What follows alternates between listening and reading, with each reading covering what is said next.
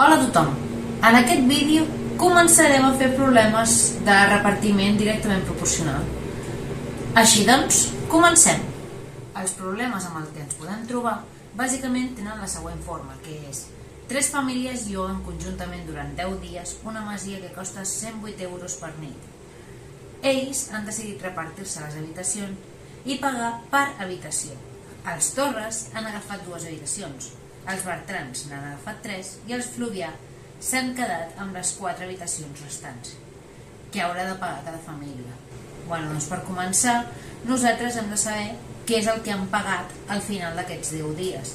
Per tant, si paguen 180 euros per nit durant 10 dies, el preu final serà 180 euros multiplicat per aquests 10 dies que han estat, que en total això dona 1.800 euros. Però ara bé, com ho repartirem? Doncs no sabem exactament les habitacions que hi ha, així doncs anem a comptar-ho. Què podem fer ara? Doncs el que podem fer és fer els càlculs que necessitem per saber què ha pagat cadascú, tenint en compte el número d'habitacions. Llavors, anem a escriure'ns per aquí una taula. Nosaltres sabem que per poder calcular qualsevol dels espais en blanc que tenim a la taula podem fer-ho de 2 maneres. La primera d'elles és intentar trobar en si com passar del 9 al 2 i per tant saber com passar del 1.800 al que sigui.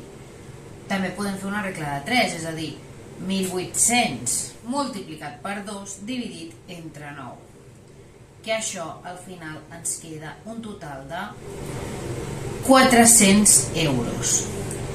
Anem a veure una altra manera de poder fer-ho per no haver de fer totes i cadascuna de les regles de 3. Llavors, com ho farem? Doncs sabem, per un altre vídeo que hi ha, i a part perquè la teoria ens ho permet, que existeix l'anomenat la reducció a la unitat. Llavors, per poder reduir a la unitat hem de pensar què passa si nosaltres només tenim una habitació. Podem veure que si nosaltres només tenim una habitació, realment el que s'haurà de pagar serà 200 euros per nit.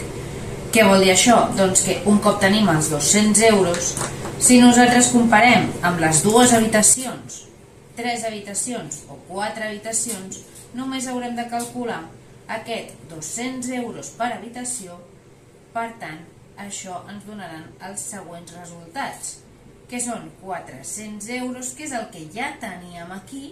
Per 3 habitacions rebran 600 euros i per 4 habitacions hauran de pagar 800 euros. En total ja podem dir que haurà pagat cadascuna de les famílies. Podem concloure l'exercici dient que els Torres han pagat 400 euros per als 10 dies de masia i 2 habitacions, que els Bertrans han pagat 600 euros pels 10 dies de masia i les 3 habitacions, i que els Fluvià han pagat 800 euros per als 10 dies de masia i les 4 habitacions. Com sempre, us deixo un exercici perquè podeu practicar. I espero que tot això us hagi servit i ens veiem en un següent vídeo.